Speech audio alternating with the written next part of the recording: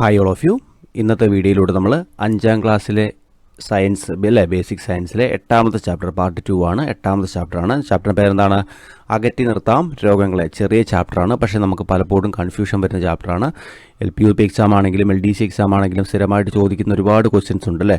Bacteria വഴി പകരുന്ന രോഗങ്ങൾ, ഫംഗസ് വഴി പകരുന്ന രോഗങ്ങൾ, അതൊക്കെ എന്താണ് അതിൻ്റെ ഒരു ബേസ് മറ്റ് ചാപ്റ്റർ ഉണ്ടെങ്കിൽ പോലും, ഹയർ സ്റ്റാൻഡേർഡിൽ ഉണ്ടെങ്കിൽ പോലും ബേസിക്കായ കാര്യങ്ങൾ ഈ ചാപ്റ്ററിലുണ്ട്. ഇപ്പോൾ ഇമ്പോർട്ടൻ്റ് ആണ്. അപ്പം അതുകൊണ്ട് തന്നെയാണ് ഈ ചാപ്റ്റർ വെച്ച് ടെക്സ്റ്റ് ബുക്കിൻ്റെ ഈ പേജ് വെച്ച് തന്നെ എന്ത് ചെയ്യുന്നത്, ഒരു വീഡിയോ ചെയ്യുന്നത്. അപ്പം നിങ്ങൾക്ക് ഉപകാരപ്രദമാകുമെന്ന് കരുതുന്നു. തീർച്ചയായിട്ടും ചാനൽ എന്ത് ചെയ്യണം, ഒന്ന് സബ്സ്ക്രൈബ് ചെയ്യണം, ഷെയർ ചെയ്യണം. ഓക്കെ, ചാനലിനെ സപ്പോർട്ട് ചെയ്യണം. അപ്പം വീണ്ടും വീണ്ടും നല്ല വീഡിയോ ആയിട്ട് വരും. ഓക്കെ, അപ്പം നമുക്ക് നേരെ വീഡിയോയിലേക്ക് പോകാം. ഇതിൽ സിമ്പിളായിട്ടുള്ള കാര്യങ്ങൾ ഞാൻ അതിൻ്റെ പുറകെ നടന്ന് നമുക്ക് കുറച്ച് സമയമുള്ളൂ അല്ലേ. വെറുതെ ടൈം വലിച്ചു നീട്ടി കളയേണ്ട കാര്യമില്ല. ഏറ്റവും ചെറിയ സമയത്ത് ഏറ്റവും ഇമ്പോർട്ടൻ്റ് ആയ കാര്യങ്ങൾ എത്തിക്കുകയാണ് ലക്ഷ്യം. അപ്പം ചെറിയ കാര്യങ്ങൾ ഞാൻ ജസ്റ്റ് എന്ത് ചെയ്യും, അങ്ങ് പറഞ്ഞു പോകും. ഇമ്പോർട്ടൻ്റ് കാര്യങ്ങൾ വായിച്ചു തരും. ഓക്കെ ആണല്ലോ. അപ്പോൾ നമുക്ക് നേരെ വീഡിയോയിലേക്ക് പോകാം. Okay, thank you. അപ്പോൾ നോക്കി, ഇവിടെ ആദ്യത്തത് ആവശ്യമില്ലാത്ത കാര്യങ്ങളൊന്നും ഞാൻ വായിക്കുന്നില്ല. പിന്നെ എന്ത് ചെയ്യേ, ഇവിടെ ഡെങ്കിപ്പനി എന്ന് ഒരു സാധനമുണ്ട്. ഡെങ്കിപ്പനി വരാനിടയാക്കിയ സാഹചര്യം എന്നൊരു വാക്കുണ്ട്. അപ്പോൾ ഡെങ്കിപ്പനി എങ്ങനെയാണ് പകരുന്നത് നമുക്ക് പഠിക്കണം. ഞാൻ തൊട്ടടുത്ത പേജിലുള്ളതുകൊണ്ട് പറയുന്നില്ല. ഡെങ്കിപ്പനി എങ്ങനെയാണ് പകരുന്നത് അല്ലേ, അത് ഏത് സൂക്ഷ്മ അണുക്കൾ മൂലമാണ് പകരുന്നതെന്നൊരു ചോദ്യം വന്നിട്ടുണ്ട്. അപ്പോൾ നമുക്ക് നോക്കാം. ഓക്കെ, അടുത്ത് നോക്കൂ. പിന്നെ ഇവിടെ കൊടുത്തേക്കുന്ന കുറച്ച് കാര്യമുണ്ട്. എന്താണ്? കുറച്ച് രോഗങ്ങളുടെ പേര്. അത് നമുക്ക് പഠിക്കേണ്ട കാര്യമില്ലല്ലോ. എന്താണ് അത്? നമുക്ക് ഒരു 5 രോഗങ്ങളുടെ പേര് പറഞ്ഞാൽ നമ്മൾ എന്ത് ചെയ്യും, പറയും. ഓക്കെ, അപ്പോൾ അത് നോക്കണ്ട. അത് നോക്കി, ഇത് ഇമ്പോർട്ടൻ്റ് ആണല്ലോ. എന്താണ്? രോഗങ്ങൾ എങ്ങനെയാണ് പകരുന്നത്? എങ്ങനെയാണ് പകരുന്നത്? കൊതുക്, ഈച്ച, എലി തുടങ്ങിയ ജീവികളിൽ നിന്നും നമ്മൾ എന്ത് ചെയ്യും, പകരും. അപ്പോൾ കൊതുക് രോഗം പരത്തും, ഈച്ച പരത്തും, എലി പരത്തും. ഈ കാര്യം ജസ്റ്റ് ഒന്ന് ഓർത്തിരിക്കുക. തൊട്ട് താഴെ ഡീറ്റെയിൽ ആയിട്ട് കൊടുത്തിട്ടുണ്ട്, അതുകൊണ്ട് ഞാൻ പറയുന്നില്ല, ജസ്റ്റ് അറിയാൻ വേണ്ടി മാത്രം. ഓക്കെ, അടുത്ത് നോക്കൂ. രോഗം ഉണ്ടാക്കുന്നത് ആരാണ്? പരത്തുന്ന നേരത്തെയുള്ള ടീമുകളാണെങ്കിൽ ഉണ്ടാക്കുന്ന ആരാണെന്ന് നോക്കിയാൽ അത് ബാക്ടീരിയ ഉണ്ട്, പിന്നെ ആരുണ്ട്? വൈറസ് ഉണ്ട്, ഫംഗസ് ഉണ്ട്. അപ്പോൾ ഏകദേശം രോഗങ്ങളൊക്കെ വരുന്ന ടീമുകൾ ആരൊക്കെയാണ്? ബാക്ടീരിയ, വൈറസ്, ഫംഗസ്, സൂക്ഷ്മജീവികളാണ് അല്ലേ. ഇനി എന്താ സൂക്ഷ്മജീവികൾ നോക്കി. വൈറസ്, ഫംഗസ്, ബാക്ടീരിയ തുടങ്ങിയ സൂക്ഷ്മജീവികളിൽ ചിലതിൻ്റെ പ്രവർത്തനമാണ് പല രോഗങ്ങൾക്കും കാരണമാകുന്നത്. അവ രോഗമുള്ള ഒരാളിൽ നിന്ന് മറ്റൊരാളിലേക്ക് എത്തുമ്പോഴാണ് രോഗം എന്ത് ചെയ്യുന്നത്, പടരുന്നത്. അപ്പോൾ രോഗം പകരുന്ന എങ്ങനെയാണെന്ന് മനസ്സിലായില്ലേ. ഇപ്പോൾ ജലദോഷം പറയും, ഏറ്റവും ഫാസ്റ്റായിട്ട് പകരുന്ന രോഗമാണെന്ത്? ജലദോഷം. എങ്ങനെയാണ് പകരുന്നത്? ഈ സൂക്ഷ്മജീവികളാണ് എന്ത് ചെയ്യുന്നത്, പകരുന്നല്ലേ. ഇപ്പം നമ്മൾ കൊറോണ നമ്മൾ കേൾക്കാതെ ആരുമില്ല. കൊറോണ എന്താണ്? വൈറസാണ് എന്ത് ചെയ്യുന്നത്, പകരുന്നത്. അപ്പോൾ എങ്ങനെയാണ് കൊറോണ രോഗം പകരുന്നത്? അപ്പോൾ കൊറോണ വൈറസ് ഒരാളുടെ ശരീരത്തിൽ മറ്റൊരാളുടെ ശരീരത്തിലേക്ക് എന്ത് ചെയ്യും, ഏതെങ്കിലും രീതിയിൽ അല്ലേ, തുമ്മുമ്പോഴോ ചുമയ്ക്കുമ്പോഴോ സ്രവങ്ങൾ വഴിയോ ഒക്കെ എത്തുമ്പോഴാണ് സംഭവിക്കുന്നത്, രോഗം പകരുന്നത്. അപ്പോൾ ഇത്ര മാത്രം ഓർത്തിരിക്കുക. സൂക്ഷ്മജീവികളാണ് രോഗം ഉണ്ടാക്കുന്നത്. അവ ആളുടെ ശരീരത്തിൽ നിന്ന് മറ്റൊരാളിൽ എത്തുമ്പോഴാണ് എന്ത് ചെയ്യുന്നത്, രോഗം പകരുന്നത്. ഈ കാര്യം ഓർത്തിരിക്കുക. ഇത്ര മനസ്സിലായല്ലോ. ഓക്കെ, ഇനി രോഗം പരത്തുന്ന ആളുകൾ നമ്മൾ പറഞ്ഞു. ഒന്നെന്താണ്ട്? ഈച്ച പരത്താറുണ്ട്, എലികളൊക്കെ പരത്താറുണ്ട്. ഇനി നോക്കി, ഈ രോഗം പകരുന്ന രീതിയാണ് നമ്മൾ പഠിക്കേണ്ടത്. എങ്ങനെയൊക്കെ രോഗം പകരുന്നത്? 2, 3, 4 രീതിയിലൂടെയാണ് പകരുന്നത്. ഏതൊക്കെയാണ്? 4 രീതിയിലൂടെ പ്രധാനമായിട്ട്. എങ്ങനെ പകരും? 1 വെള്ളത്തിലൂടെ പകരും, 2 എങ്ങനെ പകരും? ഭക്ഷണത്തിലൂടെ പകരും, 3 എങ്ങനെ പകരും? വായുവിലൂടെ പകരും, 4 ജീവികൾ വഴി പകരും. ഇത്ര കാര്യം എന്ത് ചെയ്യുക, ഓർത്തിരിക്കുക. ഒരുപാട് നീട്ടി വലിച്ച് പോകുന്നില്ല, വേഗം വീഡിയോ തീർക്കാൻ പോവുകയാണ്. അപ്പോൾ കാര്യങ്ങൾ മനസ്സിലായല്ലോ. രോഗം പകരുന്നത് എങ്ങനെയൊക്കെയാണ്? വെള്ളത്തിലൂടെ, ഭക്ഷണത്തിലൂടെ, വായുവിലൂടെ, ജീവികൾ വഴി. ഓക്കെ ആണല്ലോ. ഇനി നോക്കി, ഇവിടെ ഒരു ടൈം കൊടുത്തിട്ടുണ്ട്. എന്താണ് ഇവിടെ ടൈം കൊടുത്തിട്ടുണ്ട്? എൻ്റെ പേരാണത് പകർച്ചവ്യാധികൾ എന്ന ടൈം കൊടുത്തിട്ടുണ്ട്. ഏതാണ്? പകർച്ചവ്യാധി. എന്താ പകർച്ചവ്യാധി എന്ന് പറഞ്ഞാൽ? ഒരാളിൽ നിന്നും മറ്റൊരാളിലേക്ക് പകരുന്ന രോഗങ്ങൾക്ക് പറഞ്ഞ പേരാണത് പകർച്ചവ്യാധി. ഒരാളിൽ നിന്നും മറ്റൊരാളിലേക്ക് പകരുന്ന രോഗങ്ങൾക്ക് പറഞ്ഞ പേരാണത് പകർച്ചവ്യാധി. നമ്മുടെ നാട്ടിൽ കണ്ടുവരുന്ന പകർച്ചവ്യാധി ഏതൊക്കെയാണെന്ന് നോക്കി. ഏതൊക്കെയാണ്? നമ്മുടെ നാട്ടിൽ കണ്ടുവരുന്ന പ്രധാനപ്പെട്ട പകർച്ചവ്യാധികൾ ഏതൊക്കെയാണെന്ന് ചോദിച്ചാൽ ഏതൊക്കെയുണ്ട്? ജലദോഷമുണ്ട്, ചെങ്ങണ്ണുണ്ട്, കോളറയുണ്ട്, ടൈഫോയിഡുണ്ട്, ചിക്കൻ ഗുനിയുണ്ട്, ഡെങ്കിപ്പനി, മന്ത് അല്ലേ, മഞ്ഞപ്പിത്തം, എലിപ്പനി, അതൊക്കെ നമ്മുടെ നാട്ടിൽ കണ്ടുവരുന്ന പകർച്ചവ്യാധികളാണ്. ഇത് പോയിട്ട് ഒരുപാട് നോക്കി പോകണ്ട. എന്നാൽ ജസ്റ്റ് ഒന്ന് ഓർത്തിരിക്കുക. ഒരു ഓപ്ഷൻ തന്നിട്ട് പകർച്ചവ്യാധിയിൽ പെട്ടത് ഏതാണ്, പെടാത്തത് ഏതാണ്, LDC ലെവലൊക്കെ ആണെങ്കിൽ ചിലപ്പോൾ എന്തെങ്കിലും ചോദിച്ചേക്കാം. ഓക്കെ, അപ്പോൾ ജസ്റ്റ് ആ ലെവൽ എന്ത് ചെയ്യുക, ഒന്ന് ചിന്തിച്ച് വയ്ക്കുക. ഓക്കെ, ഇത്ര മനസ്സിലായല്ലോ. അടുത്ത് നോക്കി, ഞാൻ നേരത്തെ പറഞ്ഞായിരുന്നു 4 രീതിയിലുള്ള പ്രധാനപ്പെട്ട എന്ത് ചെയ്യും, അസുഖങ്ങൾ പകരുന്നല്ലേ. വായുവിലൂടെ, വെള്ളത്തിലൂടെ, ആഹാരത്തിലൂടെ, ഈച്ച അല്ലെ, കൊതുകൊക്കെ പകർത്തും. അപ്പം നമ്മൾ അതുമായി ബന്ധപ്പെട്ട രോഗം, ഈ ഒരു ടേബിൾ ഇമ്പോർട്ടൻ്റ് ആണ്. എല്ലാവരും മസ്റ്റായിട്ട് എന്ത് ചെയ്യണം, ഓർത്തിരിക്കണം. അപ്പം നോക്കൂ, വായുവിലൂടെ പകരുന്ന രോഗങ്ങൾ അല്ലേ, അതിൽ പെട്ടതേത്, പെടാത്തത് എന്നൊക്കെ ചോദിക്കും. ഏതൊക്കെയാണ് രോഗം? ജലദോഷം, ജലദോഷമുണ്ട്, ചിക്കൻ ബോക്സ് ഉണ്ട്, മീസിൽസ്, ക്ഷയം, ഇതൊക്കെ വായുവിലൂടെ പകരും. വെള്ളത്തിലൂടെയാണെങ്കിൽ വെള്ളം, ആഹാരം അതിലൂടെയൊക്കെ ആണെങ്കിലോ എലിപ്പനി, ടൈഫോയിഡ്, കോളറ, മഞ്ഞപ്പിത്തം ആണല്ലോ. ഈച്ച മുഖേനയോ കോളറ, വയറിളക്കം ഈച്ച മുഖേന വരും. കൊതുക് മുഖേനയാണെങ്കിലോ മന്ത്, മലമ്പനി, ഡെങ്കിപ്പനി, ചിക്കൻ ഗുനിയ, ഇതൊക്കെ കൊതുക് മുഖേന പകരുന്ന രോഗങ്ങളാണ്. ഓക്കെ ആണല്ലോ. അടുത്ത് നോക്കി, സമ്പർക്കം മുഖേന അല്ലേ, സമ്പർക്കം മുഖേന പകരുന്ന രോഗങ്ങൾ ഏതൊക്കെയാണ്? ചെങ്കണ്ണുണ്ട്, കുഷ്ഠമുണ്ട് അല്ലേ. പിന്നെ നമ്മുടെ ചില അല്ലേ നമ്മൾ കൊറോണ വൈറസ് ഒക്കെ എന്ത് ചെയ്യും, സമ്പർക്കം മൂലം വരുന്ന രോഗങ്ങളാണ്. അപ്പോൾ അതൊക്കെ ഒന്ന് ഓർത്തിരിക്കുക, സമ്പർക്കം മൂലം വരുന്നതാണ് ഇതൊക്കെ. ഓക്കെ, അടുത്ത് നോക്കി, ഇവിടെ ഒരു ഹെഡിങ് കൊടുത്തിട്ടുണ്ട്, കൊതുകിനെ തടഞ്ഞാൽ എന്ന് പറഞ്ഞാൽ അല്ലേ, നമ്മൾ ഓൾറെഡി പഠിച്ചു കഴിഞ്ഞു. കൊതുക് എന്ത് ചെയ്യും, കുറേ രോഗങ്ങൾ ഉണ്ടാക്കും. ഏതൊക്കെയാണ്? മന്ത്, മലമ്പനി, ഡെങ്കിപ്പനി, ചിക്കൻ ഗുനിയൊക്കെ ഉണ്ടാക്കുമെന്ന് പഠിച്ചു.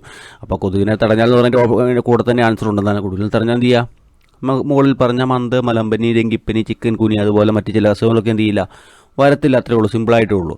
അപ്പം നമ്മൾ അത്ര കാര്യങ്ങളാണ് അതിലുള്ളത് അല്ലേ. ഇനി നോക്കിയേ, നമ്മൾ താഴത്തെ കാര്യങ്ങളൊന്നും പഠിക്കണ്ട.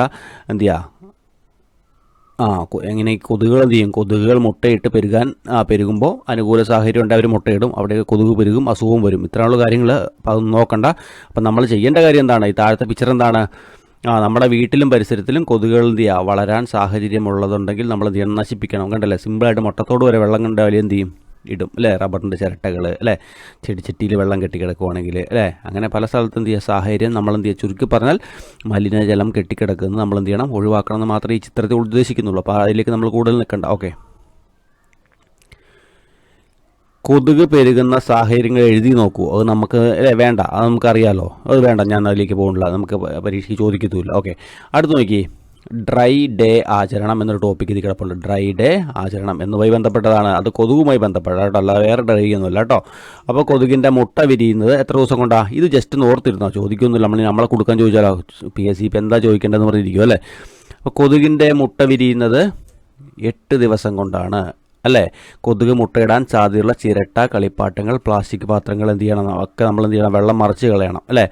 അപ്പോൾ എങ്ങനെ ചെയ്യേണ്ടത് നോക്കി, നോക്കി, ആഴ്ചയിലൊരിക്കൽ ഒഴിവാക്കുന്നതാണ് ഡ്രൈ ഡേ ആചരണം എന്ന് വെച്ചാൽ ഓൾറെഡി പറഞ്ഞു 2 കാര്യങ്ങൾ. കൊതുകിൻ്റെ മുട്ട വിരിയണമെങ്കിൽ 8 ദിവസം അല്ലേ, 8 ദിവസം എന്ത് ചെയ്യണം, വേണം. അപ്പോൾ നമ്മൾ എന്ത് ചെയ്യണം, ആഴ്ചയിലൊരിക്കൽ, ഒരാഴ്ച എന്ന് പറഞ്ഞാൽ 7 ദിവസം അല്ലേ. അപ്പോൾ ആഴ്ചയിലൊരിക്കൽ എന്ത് ചെയ്യണം, ഈ ഇങ്ങനെ നമ്മുടെ ചുറ്റുവട്ടത്തുള്ള വീടിൻ്റെ ചുറ്റുവട്ടത്തുള്ള വെള്ളം നമ്മൾ എന്ത് ചെയ്യണം, വെള്ളം കെട്ടിക്കിടക്കുന്ന മലിനജലങ്ങളും കാര്യങ്ങളൊക്കെ എന്ത് ചെയ്യണം, നമ്മൾ എന്ത് ചെയ്യണം, അത് ഒഴിച്ച് കളയും കാര്യങ്ങളൊക്കെ എന്ത് ചെയ്യുക, മലിനജലം ഒഴിവാക്കണം. കൊതുകിന് മുട്ട വിരിയാനുള്ള അവസരം ഉണ്ടാക്കരുത്. അങ്ങനെ ആഴ്ചയിലൊരിക്കൽ നമ്മളിങ്ങനെ ചെയ്യുന്ന പ്രവർത്തനത്തിന് പറഞ്ഞ പേരാണെന്ത്, ഡ്രൈ ഡേ ആചരണം. അത് ആഴ്ചയിലൊരിക്കൽ നമ്മൾ എന്ത് ചെയ്യണം എന്ന് മാത്രമേ ഇതിൽ പറയുന്നുള്ളൂ. അടുത്ത് നോക്കിയേ, ഇനി ഇതൊന്നും വേണ്ട, നമുക്കൊന്നും വേണ്ട. കൊതുകിനെ പ്രതിരോധിക്കാനുള്ള മാർഗ്ഗങ്ങൾ എന്തൊക്കെയാണ്? കൊതുക് പോലെ കടി ഒഴിവാക്കാൻ അല്ലേ, പുകയിടൽ അല്ലേ, മോസ്കിറ്റോ ബാറ്റ്, അത് നമുക്ക് വേണ്ട, പരീക്ഷയ്ക്ക് ചോദിക്കത്തില്ല. അടുത്ത് നോക്കിയേ, രോഗം വരാതിരിക്കാൻ നോക്കിയേ, നമ്മളെന്ത് ചെയ്യണം?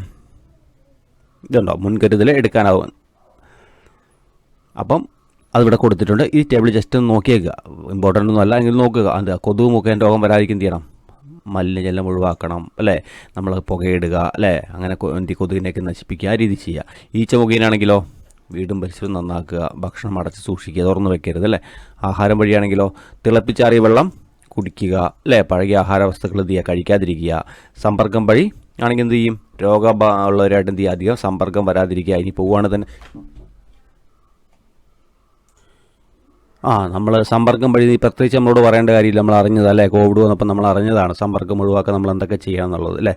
അപ്പം ഇവിടെ ഇപ്പം നമുക്ക് എന്ത് ചെയ്യാം, വായുവിലൂടെ പകരുന്ന രോഗങ്ങൾ വെക്കാൻ നമ്മൾ എന്ത് ചെയ്യണം, ഒരു മാർഗ്ഗം നമുക്ക് പറയാം. എന്താണ്, നമ്മൾ മാസ്ക് അല്ലേ, നമ്മൾ എന്ത് ചെയ്യണം, മാസ്കൊക്കെ എന്ത് ചെയ്യണം, മാസ്ക് രോഗമുള്ള സാഹചര്യത്തിൽ പോവുകയാണെങ്കിൽ നമ്മൾ എന്ത് ചെയ്യണം, ഒരു മാസ്ക് യൂസ് ചെയ്യണം. അതെന്താണ്, വായുവിലൂടെ പകരുന്ന രോഗം തടയാൻ നമുക്ക് എന്ത് ചെയ്യും, സഹായകമാകും. പിന്നെ എന്ത് ചെയ്യും, നമ്മൾ പറയാറുണ്ട് ചെറുപ്പത്തിൽ, തുമ്മുമ്പോൾ എന്ത് ചെയ്യുക, തുമ്മുമ്പോൾ കർച്ചീഫ് വെച്ചിട്ടോ കൈ വെച്ചിട്ടൊക്കെ എന്ത് ചെയ്യുക, മറച്ചിട്ട് തുമ്മണം.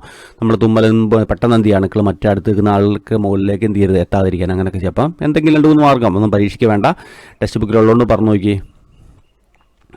ഇനി നോക്കൂ, സൂക്ഷ്മജീവികളില്ലെങ്കിൽ, അപ്പോൾ സൂക്ഷ്മജീവികൾ നമുക്ക് എന്ത് ചെയ്യുക, വായിക്കാൻ കുറച്ച് ബുദ്ധിമുട്ടായിപ്പോയി. സൂക്ഷ്മജീവികൾ പ്രശ്നക്കാരാണെന്ന് നമ്മൾ പറഞ്ഞു അല്ലേ. ഇനി സൂക്ഷ്മജീവികൾ ഇല്ലെങ്കിൽ എന്താ സംഭവിക്കുക നോക്കിയേ, അത് സൂക്ഷ്മജീവി എന്നാൽ പിന്നെ സൂക്ഷ്മജീവികളെ മൊത്തം അങ്ങ് നശിപ്പിച്ചേക്കാം, അതും നടക്കില്ല. സൂക്ഷ്മജീവികൾ ഇല്ലെങ്കിലും പ്രശ്നമാകും. എന്താണെന്ന് നോക്കി, ഒരു എക്സാമ്പിൾ പറയാം. സൂക്ഷ്മജീവികൾ വേണോ വേണ്ടതെന്ന് ചിന്ത ചെയ്യും. പെട്ടെന്ന് നമ്മൾ വേണ്ടെന്നൊക്കെ പറയുമായിരിക്കും ചിലപ്പോൾ അല്ലേ. നമ്മൾ നോക്കിയാൽ ജൈവാവശിഷ്ടങ്ങളെല്ലാം ജീർണിച്ച് മണ്ണിൽ ചേരുന്നത് ബാക്ടീരിയകളെയും ഫംഗസുകളെയും പ്രവർത്തന ഫലമാണ് അല്ലേ. നമ്മളറിയാം, നമ്മൾ അടക്കം ചെയ്യുക കാര്യങ്ങൾ, അല്ലെങ്കിൽ ജീവജാലങ്ങൾ ചത്തു വീഴുക. സൂക്ഷ്മജീവികളില്ലെങ്കിൽ എന്ത് ചെയ്യും, ഇതൊക്കെ ഇങ്ങനെ കിടക്കും അല്ലേ. അപ്പം നമുക്ക് ഉപകാരവും അതും അങ്ങനെയും ഉണ്ട് അല്ലേ. ഇനി സൂക്ഷ്മജീവികളുടെ കുറച്ച് പ്രത്യേകത നോക്കി.